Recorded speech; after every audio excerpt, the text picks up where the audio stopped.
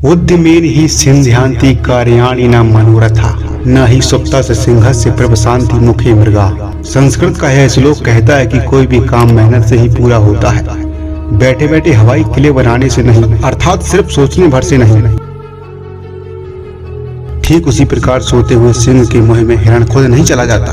अगर आप भी अपने जीवन में कुछ बड़ा करना चाहते हो तो आपको मेहनत करनी होगी, एफर्ट लगाने होंगे। जब आपके द्वारा किए गए प्रयास सही दिशा में होंगे तो निश्चित ही आपको सफलता मिलेगी। लेकिन सफलता बैठे बैठे नहीं मिलती। सफल होने के लिए श्रम सबको करना पड़ता है। रब सिर्फ लकीरें देता है, रंग सबको भरना पड़ता है।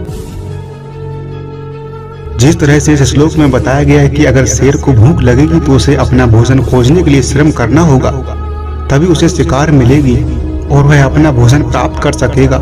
ठीक उसी प्रकार आपको भी लक्ष्य को पाने के लिए मेहनत करनी होगी। पूरी लगन और ईमानदारी से अपने लक्ष्य के प्रति श्रद्धावान रहना होगा। लक्ष्य जितना बड़ा होगा मेहनत भी उतनी अधिक लगेगी। और आप जिस यूपीएससी नामक युद्ध को लड़ रहे हैं, इस युद्ध में आपको बहुत अधिक मेहनत और लगन की आवश्यकता है। आप सभी अच्छी तरह से जानते हैं कि अगर सप्लाई कम हो और डिमांड अधिक हो तो कोई भी चीज हो उसकी वैल्यू बढ़ना तय है। यूपीएससी हर साल 1000 के करीब वैकेंसी निकालती है।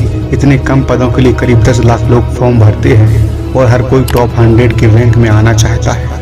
इसीलिए तो यूपीएससी एग्जाम की इतनी वैल्यू है।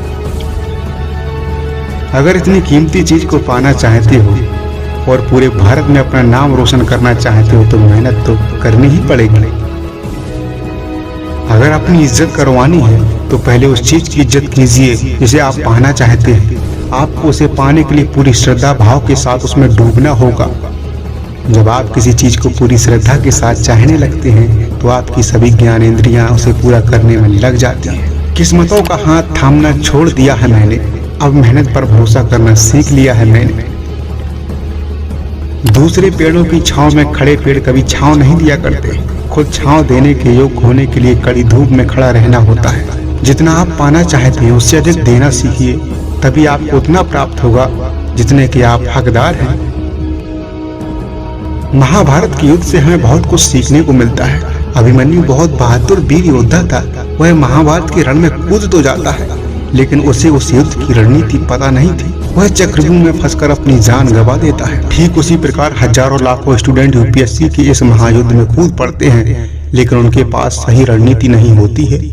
वह यूपीएससी के पैटर्न और नेचर को समझ ही नहीं पाते हैं और फिर इस महाभारत रूपी यूपीएससी के चक्रव्यूह में फंसकर अपना भविष्य खो देते हैं और असफल हो जाते हैं। संदीप भैया ने खूब मेहनत की थी, डटकर मुकाबला किया, लेकिन वह महाभारत रूपी यूपीएससी के चक्रव्यूह से बाहर नहीं निकल पाए। और वहीं दूसरी तरफ अभिलाष शर्मा अर्जुन की तरह लड़ते हुए इस युद्ध को फतेह करते हैं। महाभारत के युद्ध में कर्ण एक महान योद्धा था। वह धैर्यवान, दयावान, श्रद्धावान, संकल्पित, साहसी और निर्भीक योद्धा था। कर्ण के जीवन से एक यूपीएससी एस्पिरेंट को बहुत कुछ सीखने को मिलता है। कर्ण ने अपने जीवन में कभी धैर्य नहीं खोया और वह अपने जीवन के अंत तक संकल्पित रहा। उसका संकल्प था कि मैं दुर्योधन का साथ कभी नहीं छोड़ूंगा।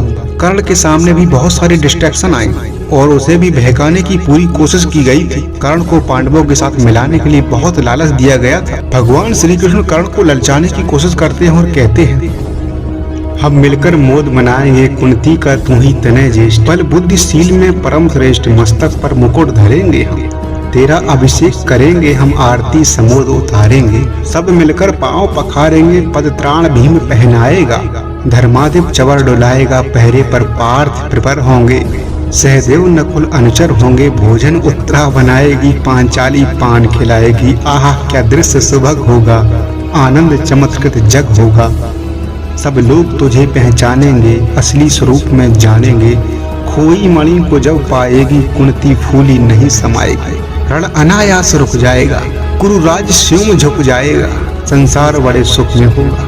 दोस्तों, कुछ इस तरह से भगवान श्री कृष्ण कर्ण को ललचाने की कोशिश करते हैं, लेकिन कर्ण अपने संकल्प के प्रति श्रद्धावान रहते हुए इन सभी ऑफर्स को ठुकरा देता है और कूटनीति के सबसे बड़े खिलाड़ी भगवान श्री कृष्ण को जवाब देता है और कहता है कि प्रसादों के कनकाब शिखर होते कबूतरों के घर, महलों में गरुड़ न होता है, कंचन पर कभी न सोता है, रहता है वह कहीं पहाड़ों में, सैलों की फटी दरारों में, अब नौका तट छोड़ चली, पता नहीं किस ओर चली, यह बीच नदी की धारा है, सूझता न कूल किनारा है, ले लील भले ये धार मुझे, पर लौटना नहीं स्वीकार मुझे। कर्ण के श्रद्धा और संकल्प का अंदाजा इसी बात से लगाया जा सकता है कि दुनिया का सबसे बड़ा कूटनीतिक भी उसके सामने विफल हो जाता है। इसी प्रकार आपको भी इस यूपीएससी के रण में धैर्यवान रहकर, संकल्पित होकर, बिना किसी डिस्ट्रक्शन के निर्भीक होकर अपने लक्ष्य पर फोकस करना है। आपको भी बहुत सारे लोग डिस्ट्रैक्ट करेंगे, चाहे फिर वह गर्लफ्रेंड हो या फिर बॉयफ्रेंड हो या फिर कोई अन्य दोस्त हो या फिर शॉर्ट टर्म एंजॉयमेंट की कोई ऐसी चीज हो जो आपको डिस्ट्रैक्ट करती है। लेकिन आपको कर्ण की तरह डटे रहना है और इस महायुद्ध का मुकाबला पूरी जज्बे के साथ करना है।